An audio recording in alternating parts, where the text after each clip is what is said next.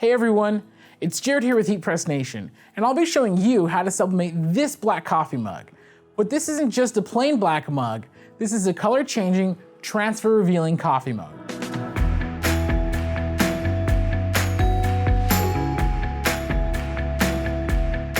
While this coffee mug looks impossible to apply transfers onto with its dark color, it works much like any standard sublimation mug. When you bring heat to the mug, like pouring a hot liquid inside, the mug will change from black or dark blue to white, revealing your transfer as cleanly as it would appear on any regular sublimation mug. This patented feature opens up more options for sublimation mugs, as they're a great alternative to the usual coffee mug as fun gifts and for special occasions.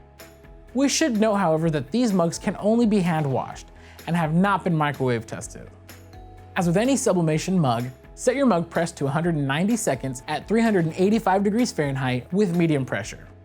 Since this transfer is on Nina Jet Cold DHS paper, you can go ahead and cut the time in half, setting the machine to 95 seconds instead.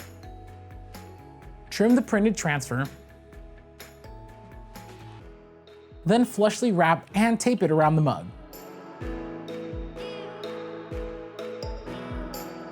With the mug press at temperature, carefully place the mug inside the heating element, then press. When the timer hits 0, open the mug press and carefully take the mug out. We recommend allowing sublimation mugs to cool down before peeling the transfer. But as you can see, the transfer did indeed make its way onto the revealing layer. And anytime you pour fresh hot coffee onto the mug, your transfer will always appear with the rest of the mug. To learn more about this cool color-changing sublimation mug and other drinkware, please visit our website at HeatPressNation.com. You can also call my expert representative at 800-215-0894.